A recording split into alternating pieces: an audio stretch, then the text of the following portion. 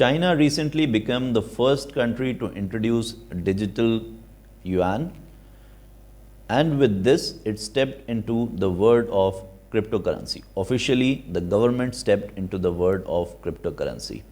Now, what was the need of digital yuan?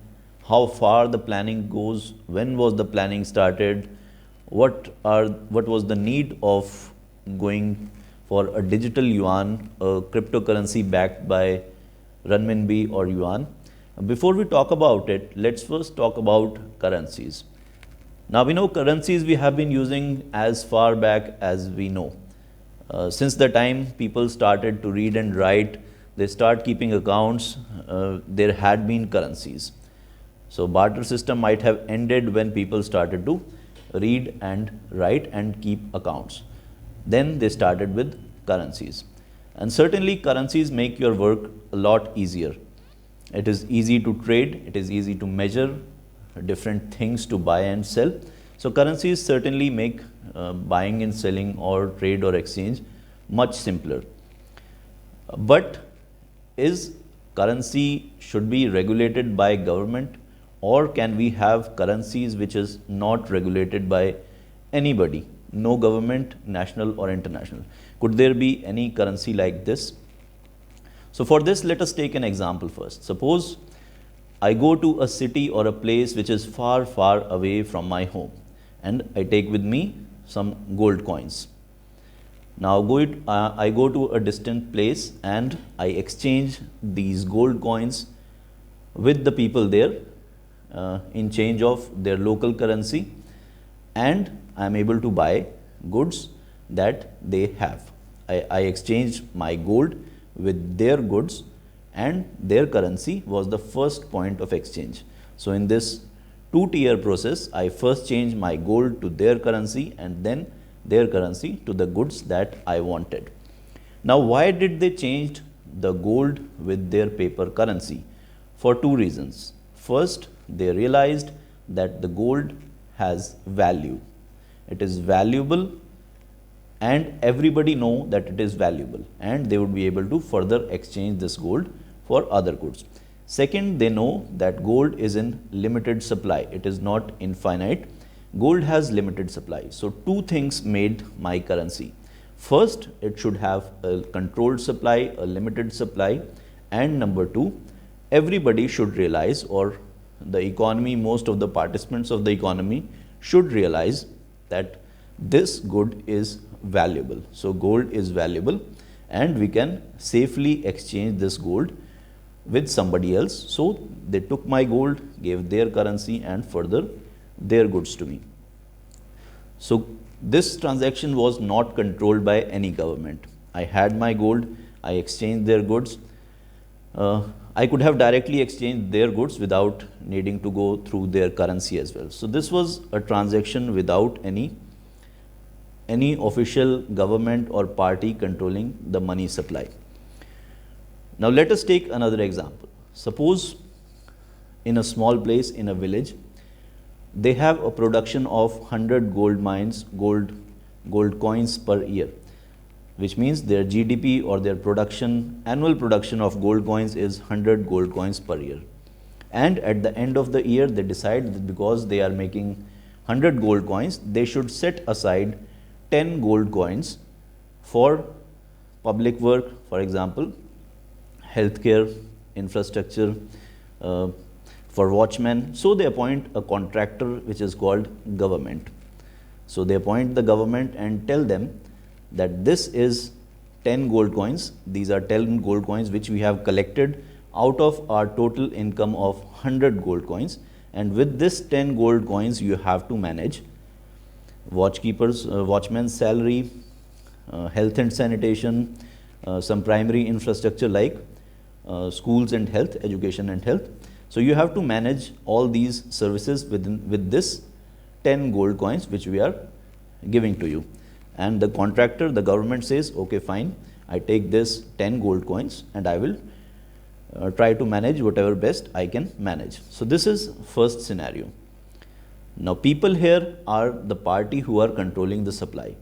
They know that they have earned 100 gold coins, they have mined 100 gold coins, and they are keeping away 10 gold coins, gave it to government for public services so that they can manage their work without the botheration of thinking about these services.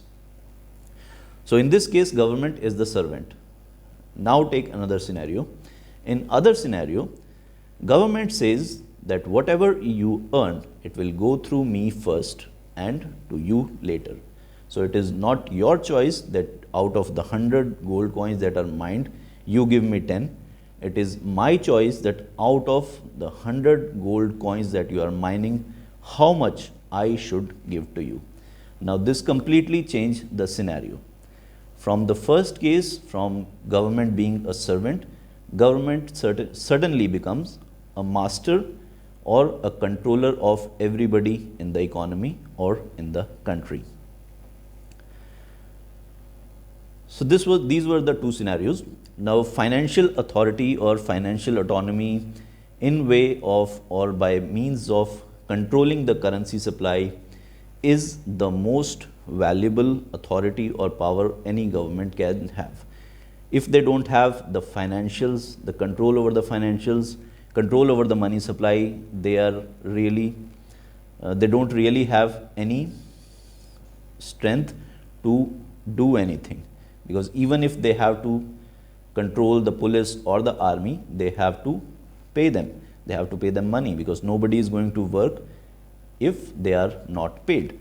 So they have to control the financial authority or circulation of money or how much money they can supply in the economy.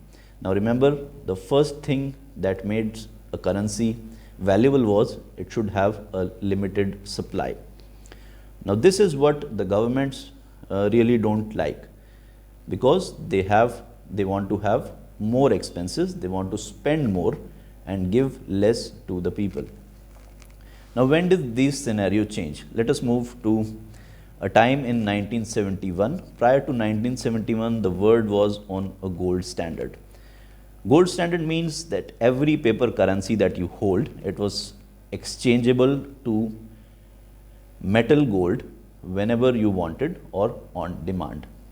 So the global economy was on a gold standard, which means the paper money or paper currency was convertible to gold on demand. Now on 1971 or after 1971, these rules changed, and America decided that we are moving on from gold standard. Now gold would not be the medium of transaction, rather American dollar would be. What this meant was, if somebody demanded gold in lieu of the currency they were holding, they will not get gold, they will get US dollar. So US dollar became the global reserve currency of the world because of the excess economy they had and so much transactions they were doing. From the gold standard, the world moved to a standard where the currencies were replaceable with US dollar. So most of the international transactions now began to happen in US dollar. This certainly had its benefits.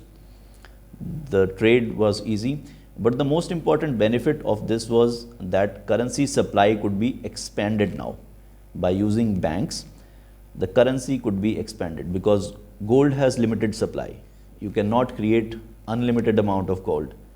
So only if it is mined, it is taken out of mines, then you have a supply, and correspondingly you can issue currency because you have to return the currency on demand in return of gold. Now the biggest change that happened after moving from gold standard to US dollar standard was the currency become expandable. Now you could issue more paper currency on the belief that banks work. So if banks have suppose a deposit of 1 rupee, they can lend 100 rupees. So they work on a rule that everybody is not going to come back asking for their money. So in this way or on this principle, US started to expand its money supply, although slowly, not initially. They had surplus budgets, but then they moved on to deficit budgets starting the dot-com bubble of 99. Continuing with a lot of wars and lot of fighting America did in 2000s, and further their policies in 2005, which finally led to the global economic crisis of 2008. Now this was due to expanding money supply. So they were creating more and more currency by keeping interest rates low. So everybody was buying by borrowing, and currency was being expanded. Now because there was no base, the currency was not convertible to gold, it was convertible to US dollar only, and US was oversupplying these dollars in their economy in order to recover their economy by various measures and methods. One of them being interest rate, low interest rates, negative interest rates, quantitative easing practices, open market operations of Federal Reserve. So by these methods, the US was constantly inflating or pushing more money into the circulation than was needed or than was actually being produced, in the hope that in future this would be covered at some point of time. Now in 2008, things come to a head and global crisis hit. Why it hit? Because globally we were not following the rule of that currency should have a limited supply. Remember the first rule we did, that gold was valuable because its supply was limited. Because something is limited, then only we know that this is valuable, and it keep its value. Because America was oversupplying dollars, and at the time of 2008 crisis, things come to a head, and two problems emerged from this crisis, especially for China. Now what were these two problems that emerged for China after 2008? The first problem was what China should do with the reserves that it had kept of US dollars. Remember, every international transaction was being held or was happening in US dollars only. So if China was supplying any good to any country, whether it was supplying goods to Africa, to Vietnam, to India, or to US, to Britain, to any country China was supplying goods, it was receiving dollars in lieu of that goods. It was not receiving any other currency, it was receiving dollars, because dollar was the world's reserve currency and the method or means for international settlements.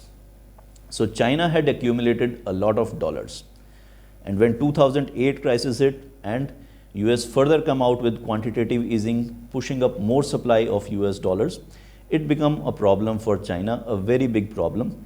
What to do with their dollars? How to get rid of their dollars?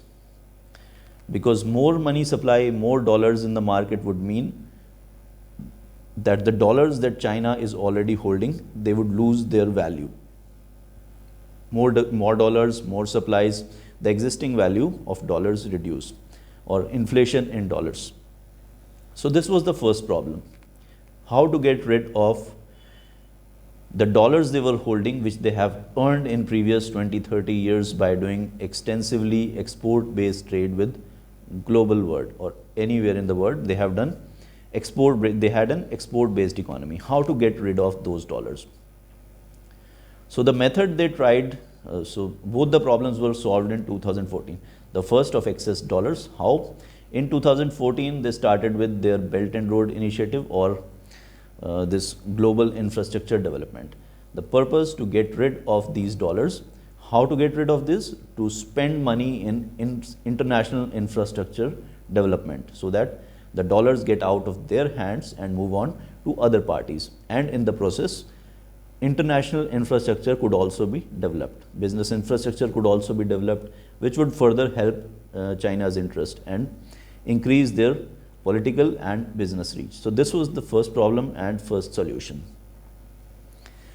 What was the second problem? The second problem was that people also realized that US dollar is a declining force. This currency is not going to remain there for long, because US is oversupplying dollars. It reduces or diminishes the principle that currency should have a limited or controlled supply, only to how much the production has been done. So because this rule was being violated, people also realized that the days of US dollar are limited, and they were also looking for a way to trade directly. In 2010, with the blockchain technology and later with cryptocurrencies and bitcoins, people finally decided or find out a way where they could trade directly without coming in contact or bypassing the authority of government, national government, international government. They can directly trade with each other with these cryptocurrencies that were based on blockchain technology. Now, these blockchain coins are similar to gold coins. As gold is mined from a mine, a limited amount of gold could be mined. Similarly, these bitcoins or could be coined. They need computer power, they need these storage memories, these need servers. Only then these can be mined out. Earlier, the mining was easy.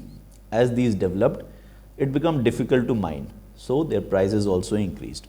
And it also required more extensive, powerful computers to mine bitcoins. So Bitcoin was the second challenge China also facing. Not only China, every country in the world is facing today, because people are trading directly. They found out a way to trade directly bypassing the authority of the government using these cryptocurrencies, bitcoins or Facebook's own cryptocurrency. So they found out their own cryptocurrencies, their own way to trade. And what we have seen, if financial authority is taken away from the governments are really helpless. They have no real authority if they don't have the financial authority, because even if they have to pay to the police, to security, internal and external, they need finances, they have to pay money. And if people started trading directly, they won't be getting any part of it. So this was the second problem, the emergence of blockchain technology and resultative cryptocurrencies, which are bitcoins, and various parties have introduced their own cryptocurrencies. So this was the second challenge. To deal with the second challenge also, in 2014 only, they set up their own deliberations to decide how to go ahead with their own cryptocurrency. So both the problems were addressed, or they were tried to be addressed in 2014. First, to get rid of excess US dollars. Second, to get rid of those who were trying to bypass the government's authority and trading among themselves without paying anything, any share to the government. So 2014, they started discussions with it, and in 2020, finally they come up with a digital yuan or digital cryptocurrency. Now this is a cryptocurrency similar to Bitcoin, similar to Facebook's cryptocurrency, with the only difference that it is backed by Chinese currency yuan, and it is controlled, its supply is controlled by the government of China. These are the two differences. With the introduction of digital cryptocurrency, China seek to address the problem of bitcoins or broad level cryptocurrencies, bypassing the government's authority to pay taxes to them or to have control over financial measures.